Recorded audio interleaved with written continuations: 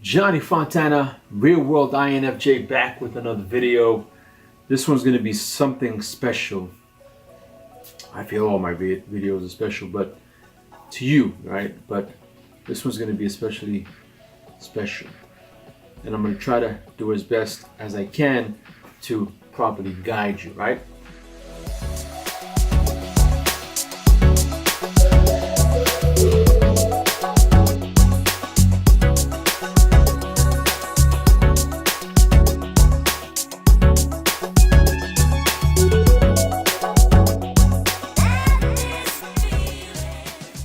This video is going to be on finding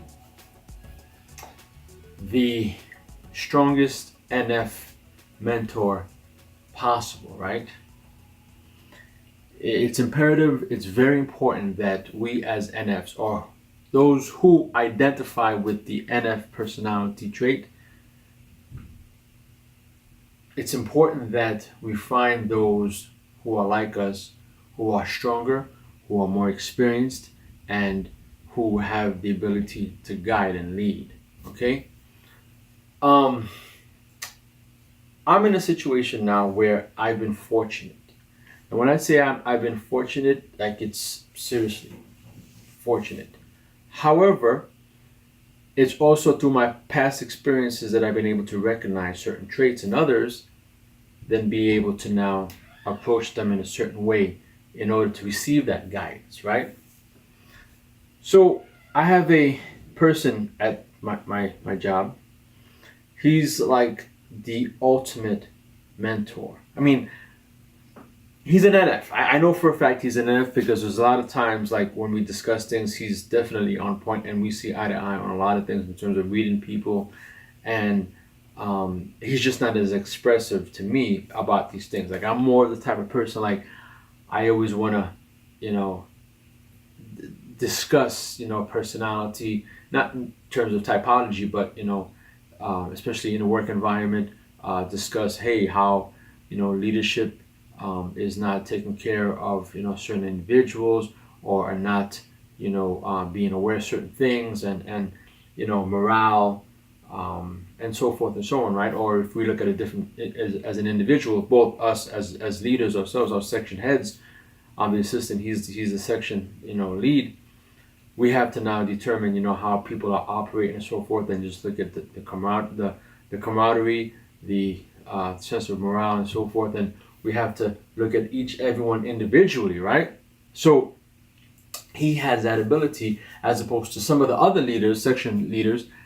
The morale is low in their office because these guys are just straight T types, like the ETNJs, the ESTPs, ESTJs. They're very just like driven, like go, go, go, go, go, and they don't really like care about morale. They'll do it here and there, but for them it's like they're very dismissive and they don't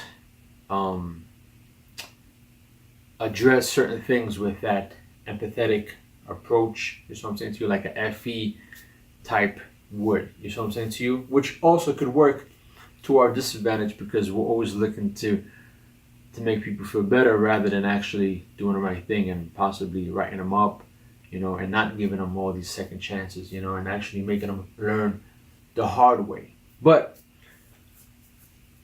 let me give you my experience, my perspective, and it's also going to give you other perspectives as well. And then we'll discuss on how you can actually go about finding your mentor, right?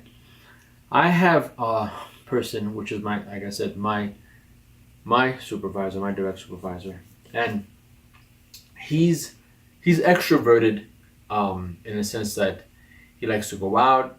He's from the Caribbean, he's from Puerto Rico, and so myself, my friends from Haiti, so we share that Caribbean, similarity, right, in terms of culture. So he likes to dance, he loves to go out all the time. He's always making friends, always like he's the kind of person, I guess his wife also always know different people, but they're not like aggressive people, but they're just very outgoing, very, always, hey, come over to my house. Like even for the past New Year's, Christmas, he had like a lot of family, for me, I couldn't do that, right? My mom comes for a weekend and I'm done. I'm like, Mom, you still here? Not because I don't love her, it's just because it's just the drain of having to entertain people. Like I'm not one of those people at all. So, but he is. At the same time though, he's very quiet. He's introverted in terms of his intuition though, and he doesn't speak loudly, right? In terms of he's not in the office, he doesn't command a lot of respect through his actions and his voice and so forth. He's very quiet. He'll walk into a room and you can just feel his presence. He gets a lot of things done. Like people respect him, but you're like wondering, like he's so quiet. Like who people actually respect him? But the reason why, because he's competent, and he studies his policies, right? On the job, he understands exactly what is needed to accomplish certain tasks, what is needed in order to lead, and so whenever things are happening and he needs to address certain things, he's always going by the book, right?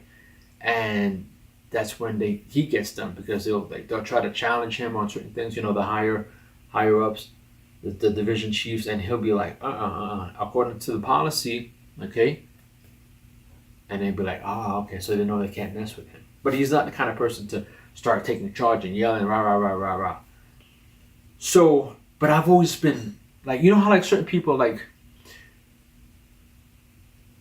you look at them and you're just like, you're like, wow, like, especially as an NF type. Like, for me, like, like, I could walk into a room. Certain people have different abilities, right? Like, I can walk into a room, I'll scan the room. I'll know exactly what's going on, who's who, whatever. Let's say most people who don't have high level of social interaction, they can pick up on like feelings and like if someone's, sad or someone's happy, like, those kind of emotions, right? Or if someone's like going through some stuff, they can sort of pick up on different vibes. But for me, and it's not about tooting my horn, like I'm telling you this because I want you to learn how to do that as well. I can penetrate beyond that immediate boundary. Like, I can see you and I can say, okay, where you from? Oh, you from this place. I see your reaction. And I can say, okay, you like this, this, you just, So it's like just going beyond, like really deep, On a surface level, it's kind of hard to explain. Like, I can predict who you are and your actions based on familiarity of your character traits, your physical appearance, how you act, where you are from. Because again, we're all templates, but I can't like predict every move. You see what I'm saying to you? I don't know anything about you, but I have a good surface outline of what you'll do, because I've seen so many people who look like you, who who walk like you, who have the same character traits, who have similar, just, you see what I'm saying to you, based on all the people that I've been around. I mean, think about it, right? I lived in 7 different countries. I'm not gonna go through that again. But you see what I'm saying to you, like, through so many different fields of career and so forth and so on. But him is something that I've never experienced before. Again, he has that same ability that he knows exactly what's going on.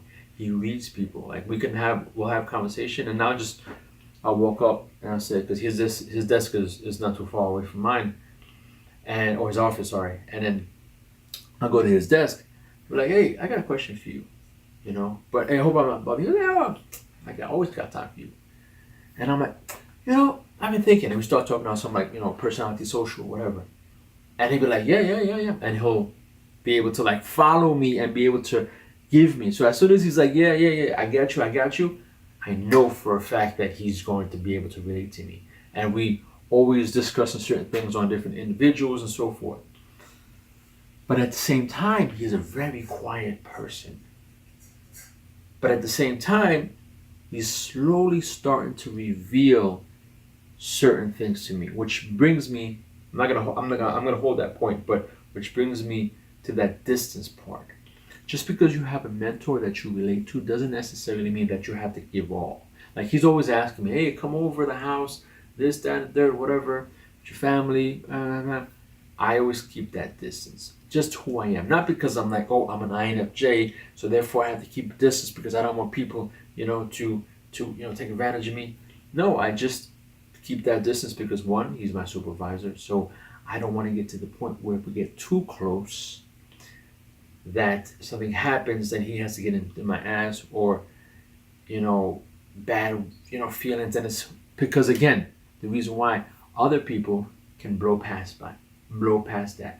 People can be like, they'll yell at you and they'll forget it, right? For me, if I develop a relationship with you, I may not act on it because I'm good at suppressing that, but I'll always be thinking, I'm like, oh, this dude changed, whatever, boom. I'll still respect, So that's why I don't want to have these feelings, right? So that's why I keep my distance, because if anything happens, I don't want it to be where, man, I've been so close to him and I can't believe you said that or you did that, like he's changing. I don't want to go through that because we do that internally, right? So, but it's to the point of where I look at him and I'm like, whoa, he's able to grasp the same kind of like understanding, right? In terms of, for people, because he's the kind of person, everyone goes to him. Like he'll get text messages and be like they don't do it to me, but they do it to him because again, he's more in charge and he's got more experience. And random people will text him about their problems and this on the weekends, and I need this and I need that. Because again, he's got experience and he's competent, and also he's got the book, right? So he knows how to apply these things. So it's like, wow, and not only that, he's told me he's slowly coming up, all right, and telling me, revealing certain things. Like, cause I was asking him, like, we're talking about certain things and having a discussion, and how sometimes if I'm talking to someone and someone shuts down, like I'm like, whoa, don't shut down. Like, let's have this conversation. And he told me, finally, he was like, yeah, I used to be like that too. Really? He's like, yeah, when I was, my 20s, he's like, I used to fight all the time. I had anger management issues to the point where I was actually seeing a counselor for anger management. So he's like, I've been through all of that, like to the point where I didn't want to deal with it. Like I would shut down. Like when people wanted to talk, I'd be like, you know what, whatever.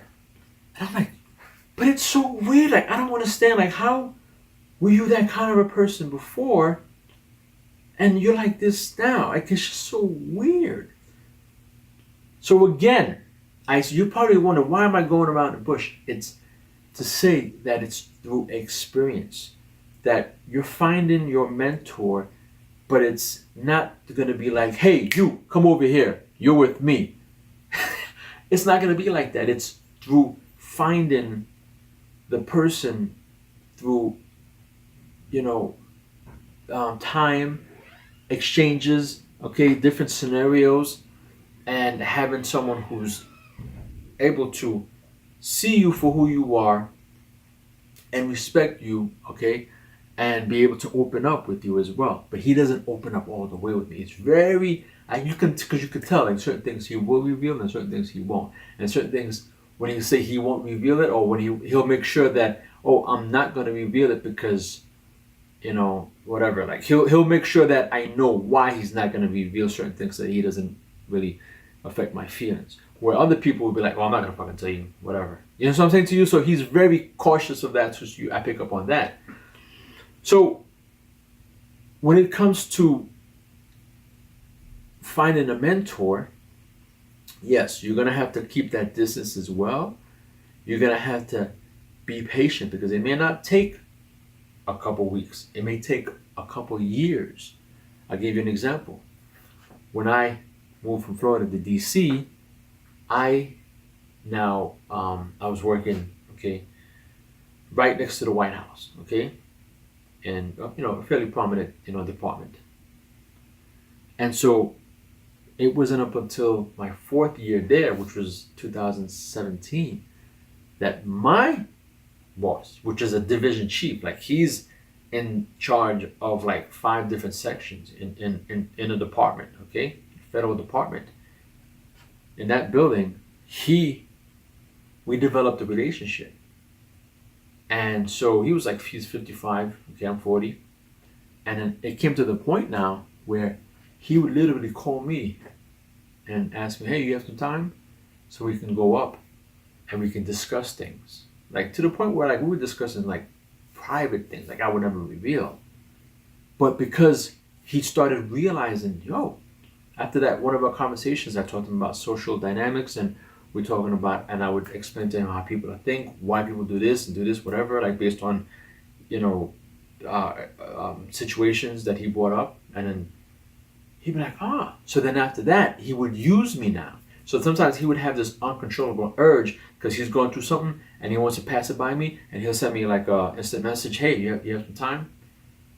And it was weird because again, he's my boss. So sometimes like when I would be like, you know, outside in front, I'd have my coworkers pass by and be like, hey, why is he talking to the boss like that? Like, you know, what? So it was very uncomfortable for me. I'm like, whoa, you know, but it took me 4 years, you know why? Because I was also developing myself.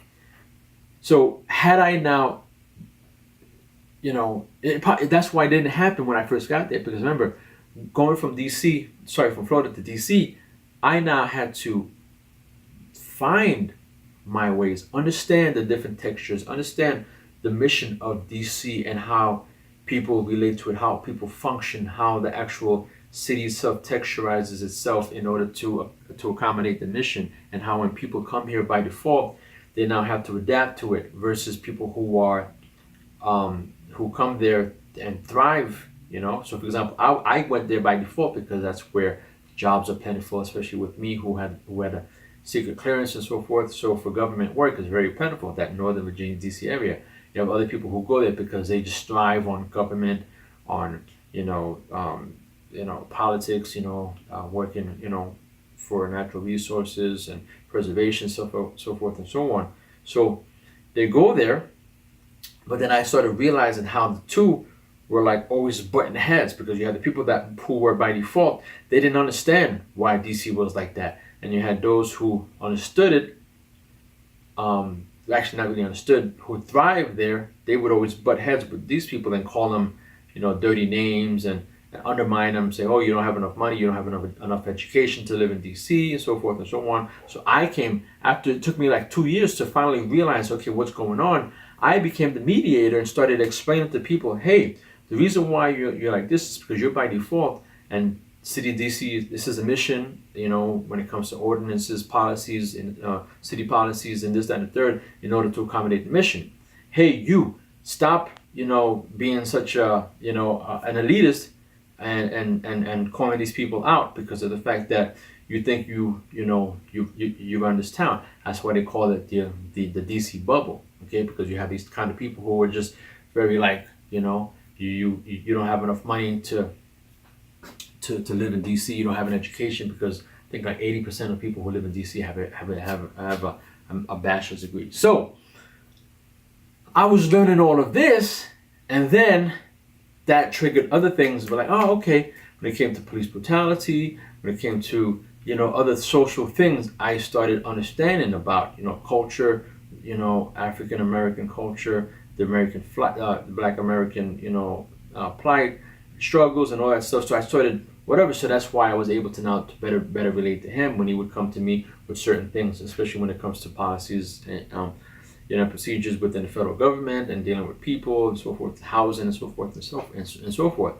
So as I would bring out these things, he would be like, oh man, like this guy is very in tune with how people think and how people function, right? In terms of their social abilities, because that's what we are. And INFJ, we all think social, right?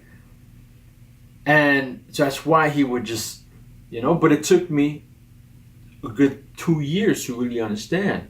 That's why I was developing myself. And that's why we were able to now create this relationship, okay? But as for you, you need to find an NF, mentor. And that person is going to be somewhere, whether it be at work, whether it be at school, whether it be on your team. But you're going to have, it's like trial and error. Because certain people, like you'll start talking to them and you can tell, this guy, he's just too, what do you call it again? He's too, damn, I hate when I forget my words. Anyway, he's very too hasty, right? He acts in haste. Whenever I bring up a conversation, he's like, "Oh no, I don't want to talk about it. Oh, stop going so deep, or get to the point." Like these people, you don't want those. You won't find mentorship in them, right? But you want to sort of like be able to put yourself out there. Okay, you have to put yourself out there. Ask questions, talk to people. The more social interaction that you experience, the more people you will come in contact with who possibly have that ability to be there for you. Last thing, and I'll tell you exactly what a mentor this guy is to me. Over the weekend, again, he's on leave, so I'm basically in charge of the office now. So now I not only do I have to do his job, right, which entails like creating power slides for the staff meeting. I have to attend the staff meeting. I have to do briefs. I now have to take care of, the office workers in terms of their whatever appointments that they have, calendars, along with my job and that I have to do myself. And I have to now deal with the personality type. So I don't have anyone now, to sort of like, bounce off of. So I'm alone. And not only that, I have this new division chief. He just, moved. He just came to the office. So he has an office that's near mine.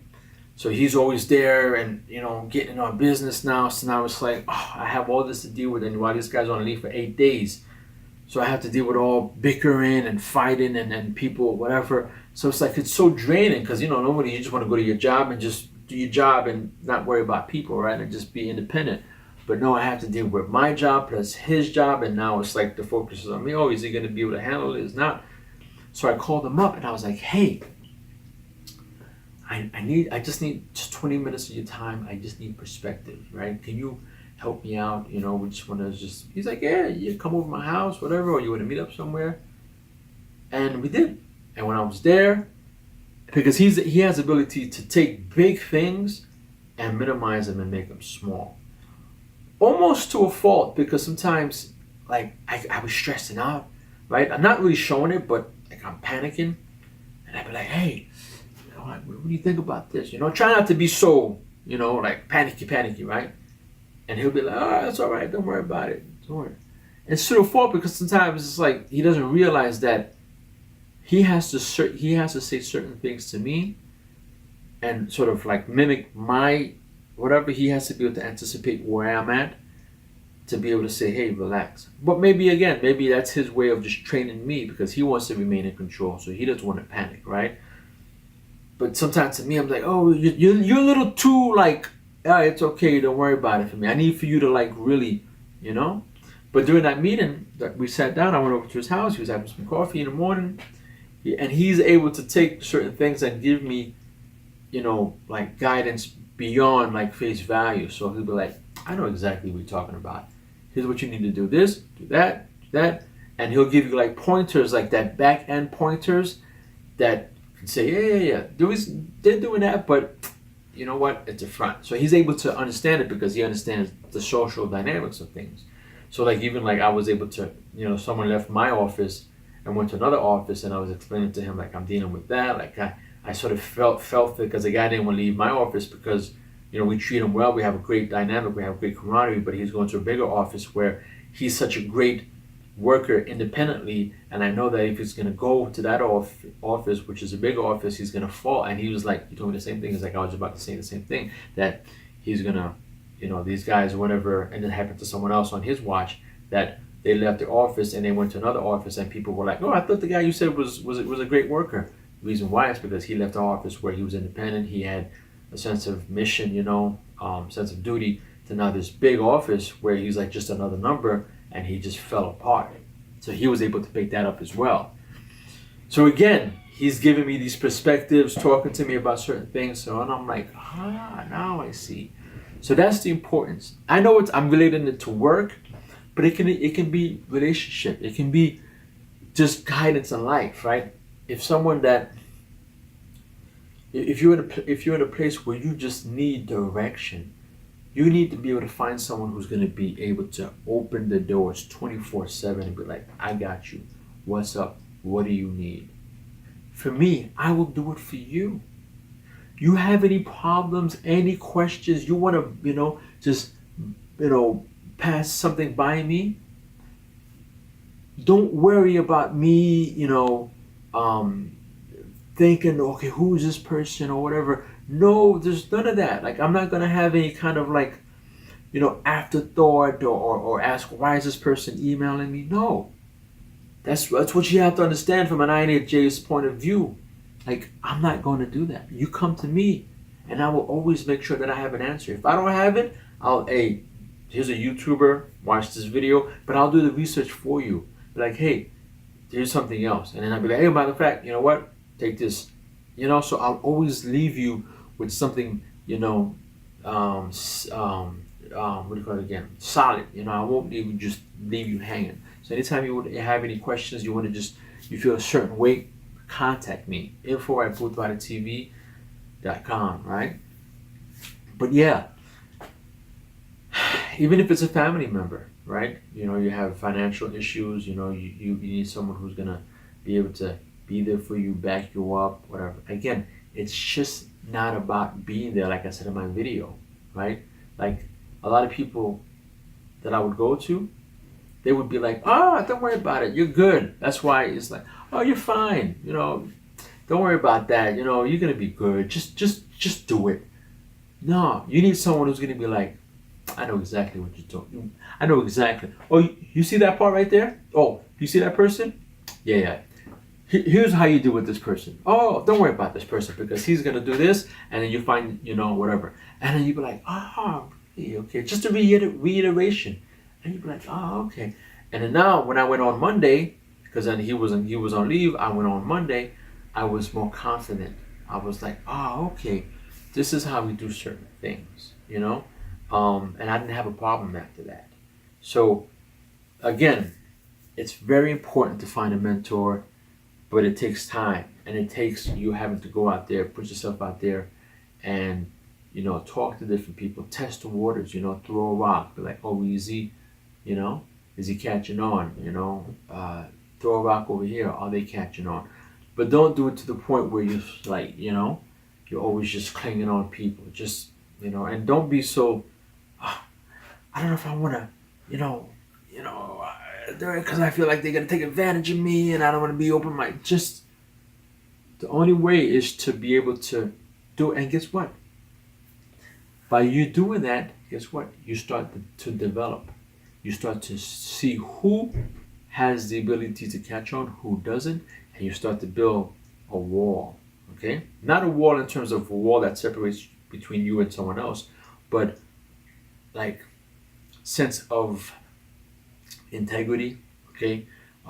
Like building a sense of like, hey, I'm not gonna let anyone just come to me, right? Or enter my space. So you'll be able to find out who's who, whatever. But if you don't do it, then you'll always be just porous. Everyone will be able to enter your system. You won't be as strong. You won't be as solid, right? So you want to be able to have that sense of resiliency that you can go to anyone, test them out, and if they give you a certain vibe, you can, all right, I got you.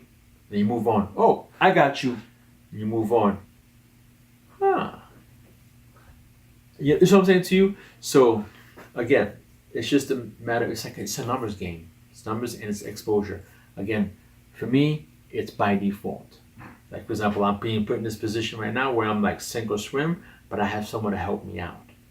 So that's, okay. And the reason why I have him to help me out is because I picked up on that and I've been asking him questions and I slowly developed that relationship where now he'll do certain things for me, but other people, he's not going to be like, come to my house. I mean, he'll say he will, but he's more open to me because, again, we share commonality of culture, togetherness, and we say a lot of things, and I express certain things in order to better relate to him through experiences. So when it comes to music and this, I'll name drop whatever, and he'll be like, oh yeah, you know that? Again, that adds more of that butter, right? Because you got a sandwich, so you just feed the sandwich, right?